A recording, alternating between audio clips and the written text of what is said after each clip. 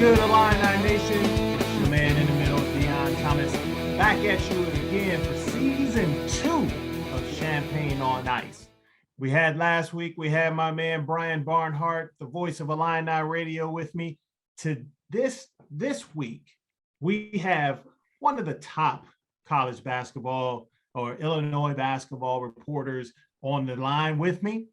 He's covered Illinois basketball for the past 6 years, and before that, covered high school sports, college sports for the Decatur Herald Review. He's also so special,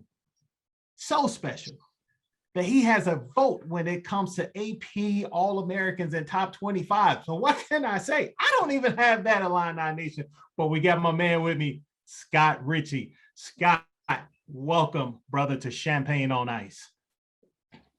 I am very excited to be on your podcast. I feel like I made the big time. I mean, this is it.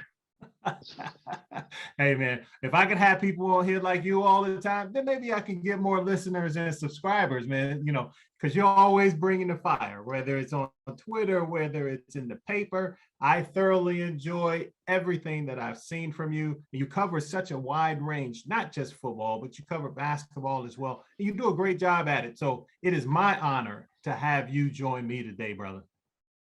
Anytime. Like I will talk basketball 7 days a week, whenever. Just call me up. I'm ready to go.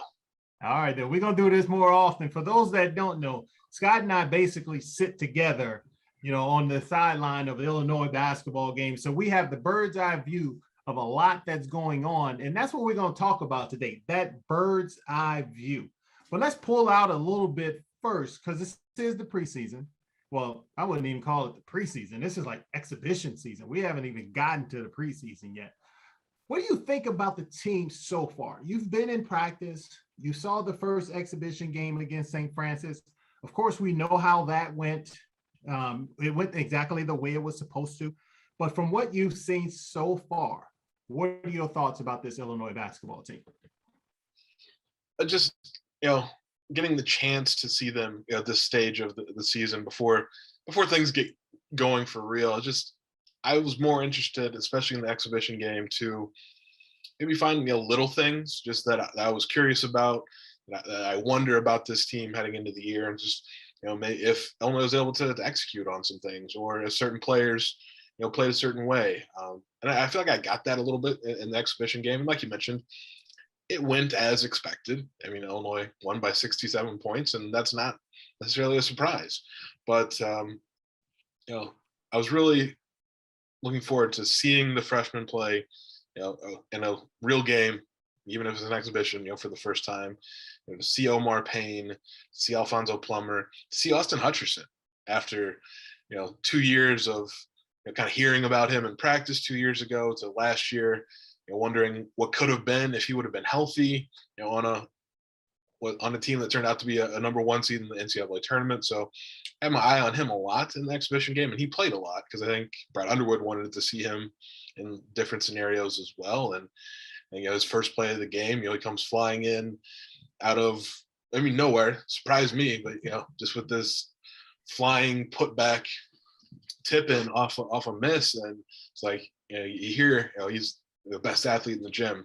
We saw that he is the best athlete in the gym. And then at the end of the game, he was still in, maybe after all the regular rotation guys were out, because he was running the point. And I think having that as an option will be important for this team if it gets to that scenario where they need someone to run it that's not Andre Curbelo or Trent Frazier. So I liked what I saw from Austin Hutcherson, liked what I saw from a lot of the guys, including the freshmen that didn't do big things, but I think they did what was asked of them, in those situations. Yeah, you mentioned the freshmen, and we can start with them, because one of the comments that Coach Underwood made to me, and I'm sure you've heard him say it, is this is the best thing that's happened to him because he does not have to depend on his freshmen this year, to do what the Isles did, to do what Trent did his freshman year. These guys can sit back and learn. And I can tell you, as a former coach, that makes your life so much easier. But those freshmen, like you said, have been impressive. If you had to take one, of those guys out of the practices you've seen? And of course, you know, they didn't get a whole lot of run during that game against St. Francis, but which one of those guys has stood out to you and why? Yeah, I think it's been Luke Goody, and just because he's been steady, Yeah. doesn't make many mistakes. He just does what he's in there to do, and that's shoot a little bit, use his size to rebound some, and he just fills a role. I think I saw that in practice, saw that in the exhibition game. Kind of the one that stood out a little bit though is towards the end of the exhibition game. RJ Melendez came in. He was the last one of the scholarship players to get on the court, and didn't surprise me because I think he was maybe third of three freshmen, and that's not a knock on him. It's just the reality of this roster. But the first play he makes comes in on a free throw. He gets an offensive rebound and a putback on a miss, and it was like, okay, that's how you endear yourself as a freshman to a coaching staff, is to make a play like that. And he's intriguing, just the length and the athleticism, but I still think Luke is probably ahead of both RJ and Brandon Pajemski because he's steady, and maybe from a physical standpoint, he's a little closer to ready, to face a Big Ten schedule. That's along the lines of what I was thinking, and when I've had an opportunity to watch them practice again and watch the exhibition game, Luke does stand out, and he stands out. I don't know, maybe this is because of his Indiana upbringing, but they start playing and bouncing basketballs when they come out over there when they're born. So maybe that's what it is, because he showed a maturity and an understanding of how to play the game that really, I believe, as you said, put him ahead of where the other freshmen are. I mean, I can't wait to see Brendan Pajemski get going. For him to be Mr. Basketball in the state of Wisconsin, to be able to put up the numbers that he put up. Now, I will say this. I also thought that he would be the one possibly that had to make the biggest adjustment. Playing against, the high school level that he played against in Wisconsin is not playing in the Big Ten. I mean, it's not playing against Big Ten players, but his upside is tremendous. So I agree with you 100%. And it had my buddy that I shouldn't call my buddy, former teammate I played with, was an assistant coach on the staff where RJ Melendez played. And he has had nothing but, great things to say about him. First thing I asked him, I'm like, what do you think about the kid? He was like, Deon, he's a pro. He's like, the way he approaches it, he's coachable, he listens, he does those things that he's supposed to do. So I'm really excited about seeing those guys really get going. But Luke Good is definitely the goods, because Big Fella's been playing really well, both in practice and in the exhibition. So we have the second exhibition coming up, of course, against Indiana, Pennsylvania, a really successful Division II program. So it's a step up over the NAIA program of St. Francis. Our guys played well, I thought. Again, a step up in the beginning. You're really working to try to find where those pieces fit, who fits where. As you mentioned, we even had Austin playing the point guard. You've been in the practices again, as I've mentioned. Where do you see this team going in this next game? Who do you see progressing or standing out in this next game? Of course, Trent and Kofi and Andre Cabello are going to do what they do. But if you had to pick one of the guys that has not had that, that has not been in that spotlight, or that has not even been in the game or on the floors in any of the real, opportunities yet, who would that guy be? You talked about Austin, which I was really excited about, but I love to pick the brains of other people to see if my basketball brain still works. Yeah, I think maybe after the first exhibition, it's Alfonso Plummer, because he was a little quiet on the production front, but it was his first time in a live game scenario with this team, and it's just, you mentioned maybe Brandon Pajemski getting going, but like if Alfonso Plummer gets on a heater, I mean, like, watch out, because he has one of the quickest releases on his jump shot that I've seen. Like, he can just curl off a screen, get a pass, and take the shot all like kind of in the same motion, it seems like. And like, he could end up being a really important player for this team, especially as they talk about just being a better shooting team in general. Like, a lot of that is going to rely on him and just maybe a little more opportunity. I think Bretton played everybody against St. Francis, and he'll probably play everybody against Indiana, Pennsylvania on Friday. But I think maybe it'll be a bit closer to the rotation that we might see in that season opener against Jackson State. Just maybe just goes with those guys a little bit longer, because I think that's just the next step you take as you get closer to the season. Is you just want to put that first group out there and that second group and let them go a little bit more. And I think Alfonso Plummer can show more than he did against St. Francis. Yeah, I that is something that you touched it right on the point. The progression, the evolution of putting your teams together, because they're with those guys every day, and I'm sure they have an idea of who their starters will be, what the rotation will be. But when you're as deep as this Illinois team is, and that's not really getting down into the freshmen, you really, I guess, coach will probably take a little while longer. This game I expect to see, like you said, more so the starting five, and I think you'll be able to see him start to pepper in, who those guys are going to be. And if you're one of the freshmen or one of the guys coming off, you have to do those Brad Underwood type things. You got to play defense, you got to show effort, and you got to knock down shots when you have the availability. One of the guys that I'm excited to see in this next game, and again, as he makes his steps, is Omar Payne. I think Omar's going to bring a ton to us defensively, and also in transition, because he didn't have, you could see he was a little uneasy, even in the game against the NAIA team. But I think it was more so, like you mentioned, getting comfortable with your teammates. Your thoughts on that? Yeah, and just in the last practice I saw before the exhibition, just Omar struck me just the way he moves. I mean, he's 6'10", but moves so well and moves really well laterally on defense, and it's a new wrinkle for Illinois when it comes to defending the post, or honestly defending the perimeter, because I think he can be a guy who gets in a ball screen coverage that you feel maybe comfortable, at least with an initial switch where he's on the guard, because he can maybe handle that before you can get your defense back in the order you want. But I think he threw down one alley-oop dunk maybe later in the game, looked good. I think he'd gotten comfortable finally against St. Francis, so maybe a little more of that would be okay. I'm with you on that one, man. Hey, I got a question. You covered Big Ten Media Day, of course, and I first of all, let me say this: I agree with Andre Curbelo 100%. When someone asked him, well, how do you think I can't remember the exact question, how do you measure up against last year's team? And he was like, we're better.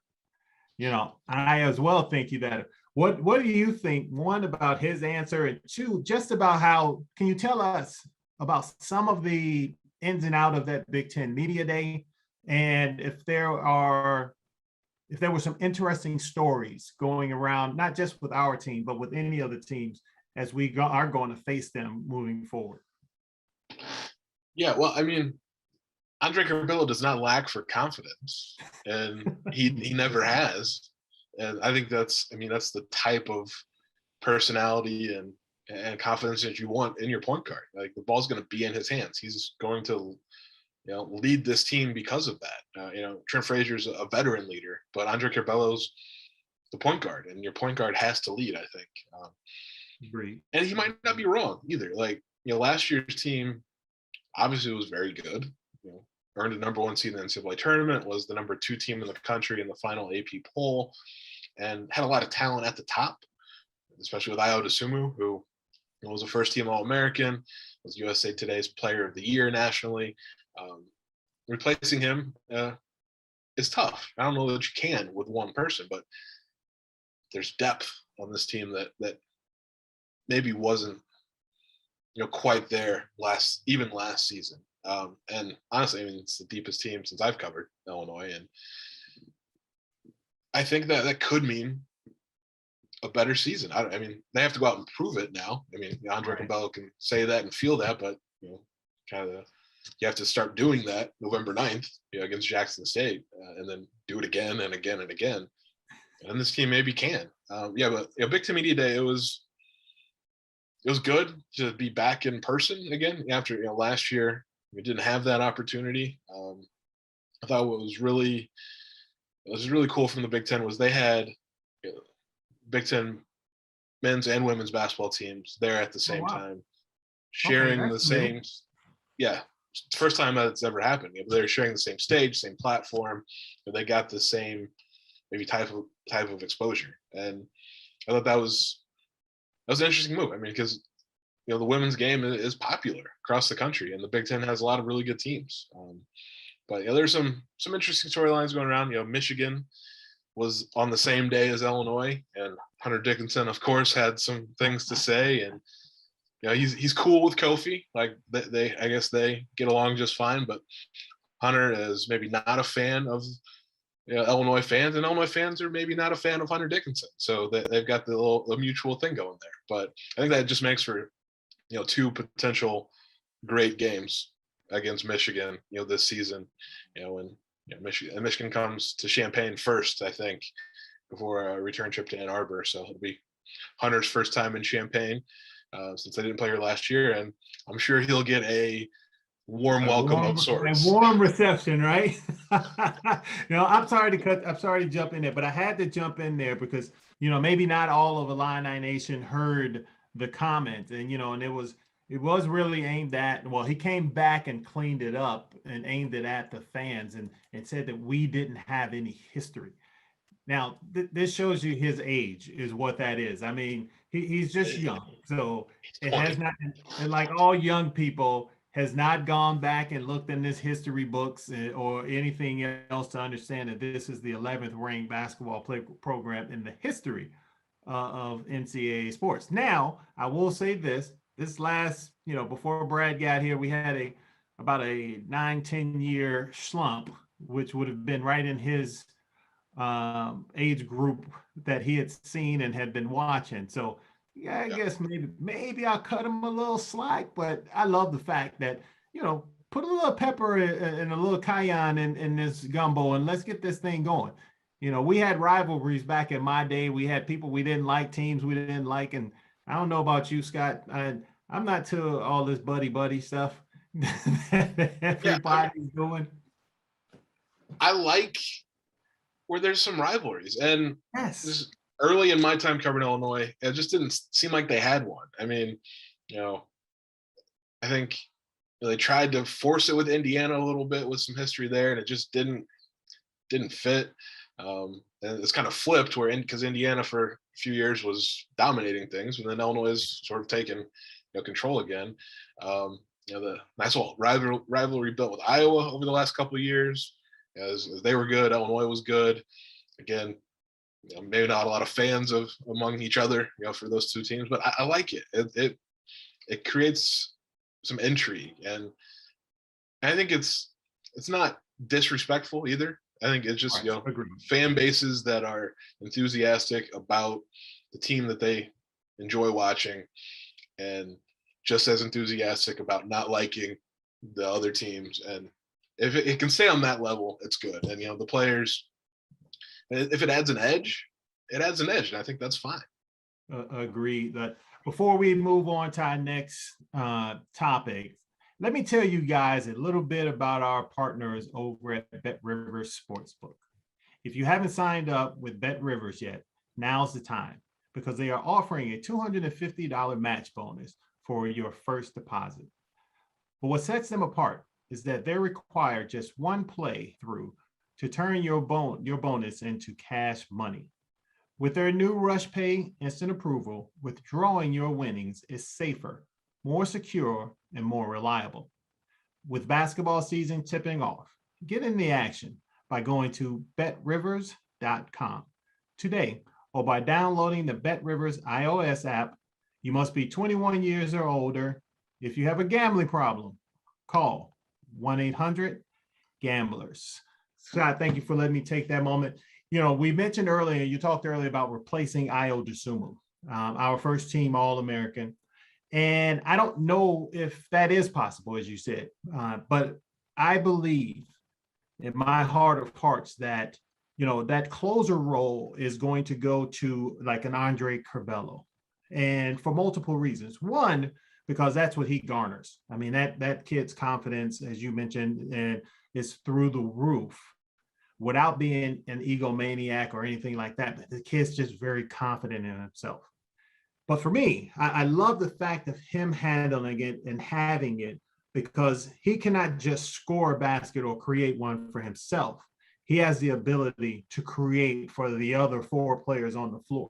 What are your thoughts about the difference between those two and what you think he will be in that position or could be? I think you hit it right on the head there. And there's an example from last season where that happened. The game at Indiana, Io fouls out. I think it was the first and only time of his career that he fouled out.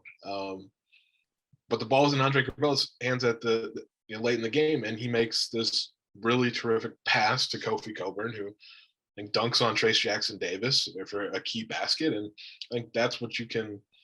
It's only maybe part of what you can expect from Andre as a closer. And if you just look at the way that he can get to the rim through whatever the defense throws his way, he just has this ability to kind of weave in and out, among the trees sometimes, and still get to the rim and finish, or get to the rim and kick, because could have a bunch of shooters that are open, and that could be an option. So that's three different ways that he could impact a game, in the final seconds, and that's a good place to start if you're looking for somebody to close out one. You ain't kidding. Young fella gets it done. As we, I took Javi Baez's name and I gave it nickname and gave it to Andre Curbelo, El Mago. I don't know if you're a Cards fan or a Cubs fan. I'm not going to hold it against you. If you're a Cards fan, I will always love you. You are my man. Oh my God. I wish I could scribble on there with a marker. For those that didn't see, he held up his card. He put his Cards t-shirt up, but no. I can grab my Cardinals hat that's right here on my desk. I can point to the thing behind me that shows the Cardinals jerseys throughout the years. I may or may not like that team in St. Louis. Yeah, that may not at all. But, I want to go, I'm talking about the nickname and going back to that, looking at the number one, first team All-Americans, and we lost one and we have a new one preseason. They put Kofi, of course, on that that preseason first team All-American. And they have one of the guys he'll have to play against. They put Trace Jackson Davis on that team as well, which was a bit of a surprise for me. But what was a bigger surprise, that if you look at the ratings, they rated him above Kofi. You mentioned that I have a vote, and I didn't vote for Trace Jackson Davis, because there's an argument to be made that he's the fifth best player in his own league, let alone in the country. And he's a good basketball player, but he was not on my All-American ballot. Kofi was, because if you didn't have Kofi, maybe rethink having a vote, because he's one of the most dominant players that college basketball has seen in the last couple of years. But yeah, it was interesting. And there's been some discussion at the end of the year, because preseason, at least for the AP, just vote for 5 players. End of the year, we vote for 3 teams of 5, so 15 total. And would not be surprised if Illinois, the season kind of plays out how it's expected, that I'm looking to have 2 All-Americans, and Kofi and Andre Curbelo. I think that's on the table. Yeah, and I agree with you. You have Kofi that will almost for sure be a finalist for the Kareem Abdul-Jabbar Award, which is the top center in college basketball.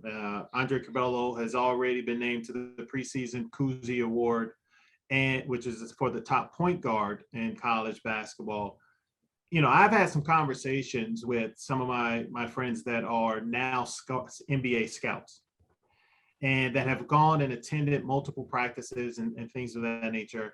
And several of them have said that they believe that Andre Carrillo is the best point guard in the country.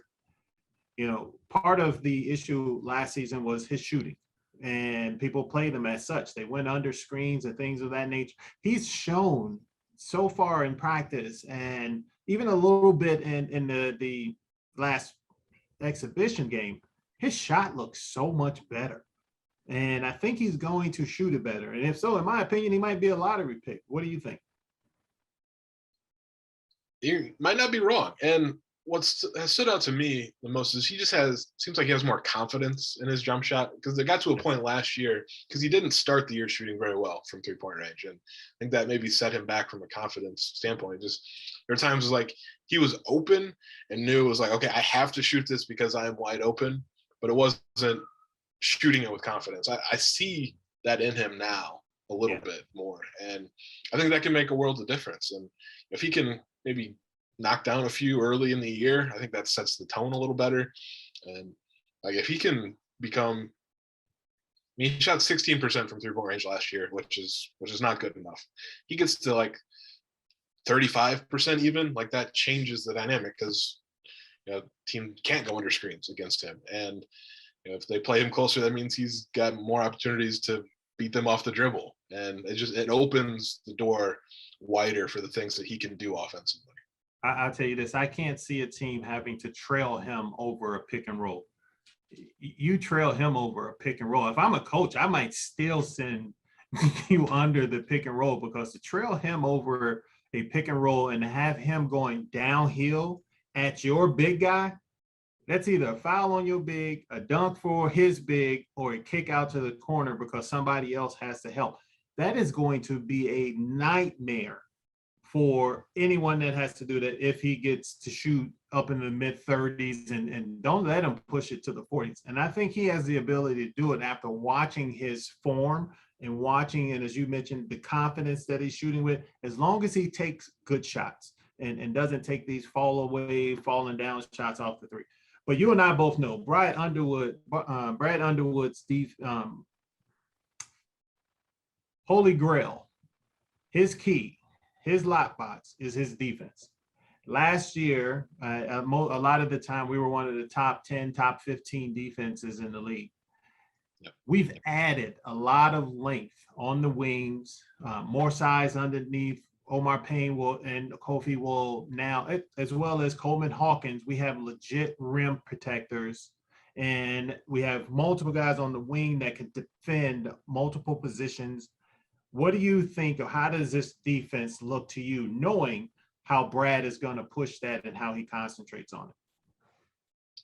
Well, it all starts with Trent Frazier, and he's back, and that's a problem for opposing guards, because he has a goal in mind to be, I think, maybe a minimum Big Ten Defensive Player of the Year, and like he's going to work at that. Mm-hmm. And by working at that, he's going to, really frustrate other guards, in the Big Ten. But he sets the tone defensively as well, and just the effort that he puts in, the energy he expends on defense, and I think his teammates see that, and he's talked about that. That's how he wants to approach it. Like he's showing them what they need to do, and Brad Underwood is pointing that out. He said he did it multiple times during the exhibition game. It was like, look at what Trent is doing defensively and do that. But you mentioned the length, and I think Coleman Hawkins, Omar Payne, Austin Hutcherson all checked in roughly at the same time, in sort of that second group, and that's the most length I think I've seen on the court for Illinois at one time in the last 6 years, and that changes what you can do defensively. I mean, because those longer arms, they're just they're easier to get them into the passing lanes, or for Omar Payne to, if not block shots outright, then affect them, at the rim. So I think they have a lot of options defensively, and it's just a matter of buying into the type of effort you have to give. And Brad Underwood's going to make sure that happens. I mean, you mentioned that he stresses maybe one thing more than anything else, and it is, guard your yard, so to speak. Yeah.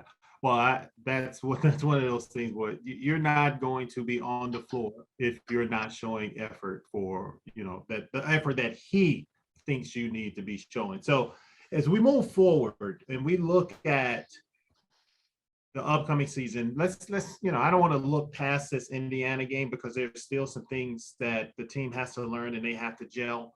But there was one thing that Brad did in this last game against St. Francis, where he had Coleman Hawkins at the center. And then he had all of that length. I think you and I may be talking about the same time.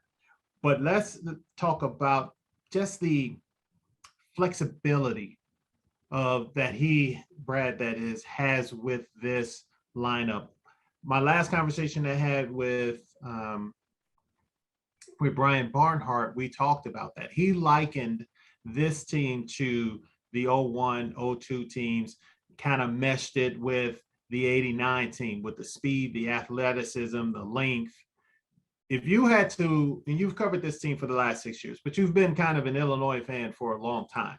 Now, you may be a little young to remember much of that 89 team. But if you look across the teams that you've covered and you've watched, where would you slot this team? I'm not asking for better or worse, but where would you, if you had to look at this team, kind of slot them? I mean, that's tough now because I still almost need to see them do it when it matters. And I think, they got some non-conference games to start the year that they should win. I think the game that could be the maybe real indicator is if the championship game at the Hall of Fame Classic in Kansas City plays out how I think the organizers wanted to with Illinois and Arkansas meeting. Like that's going to be a game to watch. But yes, I think that's when we might know like what this team could be. But just heading into the year, I mean, the depth of talent and stands out to me, and that's like it was something like as the offseason progressed and the roster kind of solidified with Kofi coming back and Trenton Frazier, DeMonte Williams gonna take advantage of the super senior season and the transfers coming in, the freshmen. It's like on paper, I was like, okay, this team looks like it's deep, but getting a chance to watch them practice and watch them play now, it's like it sort of validated this idea. It's like, okay, they've got at least 9 guys that can go play. And that doesn't, it's before you even get to the freshmen who, could be really good, in their Illinois careers. That's just, they're going to have to fight for the opportunity right now. But it's a team that I think can at least match what last year's did. If not, make a better run, get to that, at least that second weekend of the NCAA tournament. I mean, the potential is there. It's just realizing that potential. That's the challenge for every team that has expectations is, they build up during the off season, but at some point, just you have to go do your job.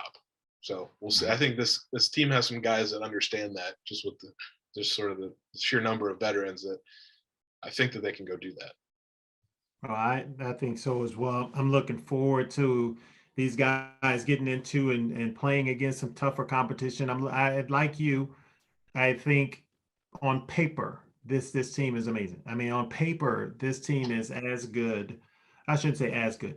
This team compares to those 01s, 02s, 05s, even the 89 team on paper. But it's that thing that beats in your chest that decides how far you go and how far you don't go. So, Scott, you are 100% right. We will see coming up starting on Friday against Indiana, Pennsylvania. So, Scott, my friend, as always, I like to give my guest the last minute to say what they would like to say, to Illini Nation. So the microphone is yours, big fella. All right. Well, I guess to start with, it would be good to see them back in the arena. And it was, in that first exhibition game. Last year was so strange, covering games in empty arenas and just where they tried to pump in crowd noise, and that was almost worse than just being quiet. So it was fun to have the Orange Crush right behind me again. You get to hear the funny things that they say. Sometimes the thing was like, you might want to rethink yelling that the next time. But these are 20 somethings that haven't figured that out yet. But just good to be sort of back to normal again. And appreciate you giving me the opportunity to come on your podcast. And I would encourage, of course, I think I have to encourage all Illinois fans to check out what we do in the News Gazette and at IlliniHQ.com. Like, we have you covered. If you want to learn about this team, it's one place you can certainly go. Well, Scott, I appreciate you, man. As you know, I follow you and I follow Illini HQ, and I agree with him. If you want information on Illini basketball, besides coming to me, then you make sure you check those guys out. Follow Scott Richey on Twitter, because he puts some great content up there. So I'm going to say thank you to Scott for coming on and joining me and being my guest. My producer, John Surratt, I appreciate you, my friend, for making me sound good. And I want to thank the Field of 68 for carrying this podcast, and of course, my partners over at Bet Rivers. Without the two of those guys, this does not happen. So, Illini Nation, thank you for joining me. Love, peace, and hair grease. See you next time.